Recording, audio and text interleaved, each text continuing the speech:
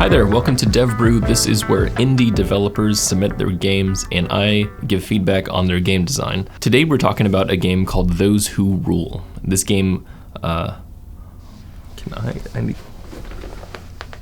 to make room for the game footage. What I'm going to be doing is talking straight to the developer. If it looks like I'm talking past you, I'm sorry. I am. That's just how these videos work. I'm just talking to the dev. Thank you for submitting this game. I should let you know right off the bat that strategy games are not my bread and butter. This is not something that I deal with a lot. If you haven't seen my Dev Brew video about why gamers don't change, that's a good video to look at to see what I'm thinking whenever I look at a strategy game. However, I still like analyzing games of any kind. I just don't know if my analysis will be as relevant. I don't have a whole breadth of history to look at, so I'm sorry for that. But what I can do is I can offer my perspective on the matter, and I hope that it helps you in some way. This game is, there's not really much of a game here. All we have is a tutorial, and you did explain that when you submitted the game. You told me that this is basically 10 minutes of gameplay. I'm not even sure if it's that much, really. It's a very short amount of gameplay. There's only basically one tutorial. You did mention, by the way, when you submitted this game that you didn't think the verbiage was good, that the dialogue was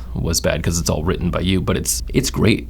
I really like it. I think it's really good. I had no problems at all with what the people were saying. I mean, I don't know, there may have been some maybe grammatical errors every now and then, but it wasn't bad at all. It's like I've certainly seen worse in AAA games. Like it's great. I really like that stuff. And as far as the design goes, looking at the game itself, like the UI and the art, where things are categorized and how they're categorized, everything is really good. It doesn't look like an early game to me. It looks like a very polished system that you have in place. Either that or you're creating something off of a template, and maybe it's a tried and true template. I wouldn't know, but it's really good the way it is. The buttons are oriented well. The font, I think, could use some work. I think that kind of font is what you would call a decorative font, one that has like differently shaped serifs and stuff. From a graphic design perspective, you would want clearer type on your explanations so that people can read them really fast and not have to squint at the screen whenever something is explained to them. That's the overall design. The game design itself, from the tutorial perspective, is really good. I think the core game loop is fantastic, and it was really easy to understand. What this tutorial does, I think, is super cool because, like I said, I'm not a person who has a strategy game mindset. I might as well be a non-gamer when I come into a strategy game because I know nothing about these games. And I think what's really cool about this tutorial that you've done is that the tutorial really does step through all the things that I need to know in order to win the situation, in order to beat the scenario. And I think that's great because, you know, I wouldn't be able to think about these things by myself. So it's nice that you step me through them step by step. And really that's what introductory game design should be about, one step at a time, so that a person can understand every single thing and then internalize it all so that they can use it at their will later on. And in action games, this is usually done by providing the person with a single challenge that they need to overcome, but you step out those challenges one by one by one. So I understood how to do it. You know, it took me a very short time to beat the little scenario. Like I said, under 10 minutes, I think. It was very easy to understand, and then the game was done, and I was like, whoa, wow, there wasn't much to that. So because it went by so quickly, then it makes me think, okay, well, what is there to talk about? Because I couldn't really think of anything until I went back to that tutorial and really tried to pin down what other things there were in the game. When you submitted this game, you said that you wanted a game that was challenging and that you wanted a way for the player to feel good when they execute their plan, when they set up their plan and then execute. I think what that would take is a bigger scenario. Something that's bigger than just this tutorial. And I imagine you're going to expand into more tutorials to explain other dimensions of the game. And that's what I want to talk about, because some of the things I didn't understand. First, if you are not the developer and you have a game and you want to submit it to me, I do 2 of these videos a month. Submit your game and see if it gets selected, and if it does, then I'll make you a video like this. Otherwise, you can use my Fiverr link. So I saw from the tutorial that you pointed out that there's a total of 6 cells that you can attack another person from. There's the 3 in front and the 3 behind them. And then the 1 cell that's directly behind them comes with a backstabbing bonus. And you said that this decreases the RNG, which is great because it gives the player more of a direct understanding of how they can apply damage quick.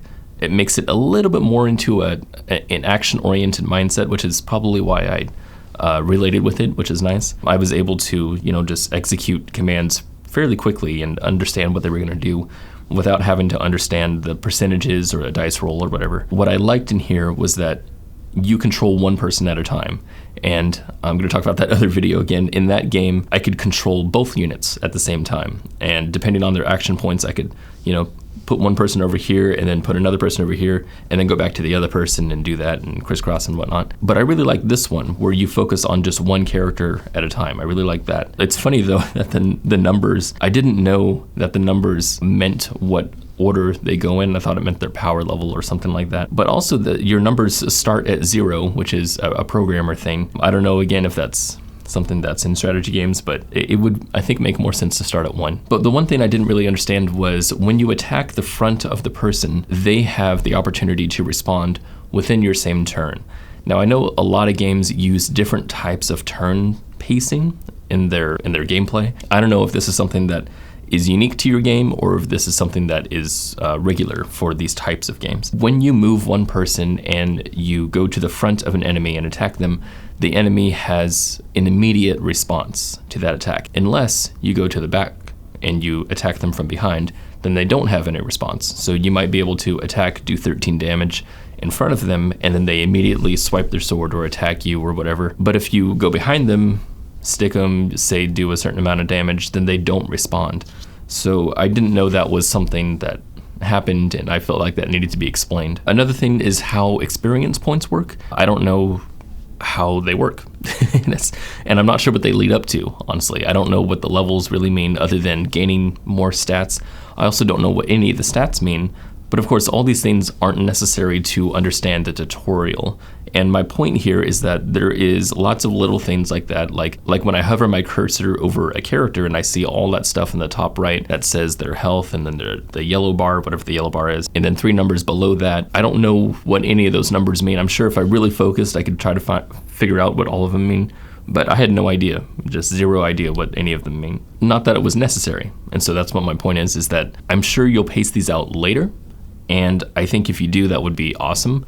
I think the way that you did this tutorial is perfect for understanding things like moving your character, how to attack, how to select a weapon, seeing your stats grow, the order of operations. I love all that stuff. I think this tutorial is perfect for that kind of stuff. For later on in the game, I think you want to pace out more stuff about, what each stat does, maybe selecting different weapons, just introducing all different kinds of things that are in your game, but introduce it like this, because I think this pacing is fantastic. That's all I really have to say about the game, because the game is so short at this moment. If you have a much bigger game later on and you want to submit it to me to, see what all the tutorials are like, if you want my feedback on those, I'd be happy to take it.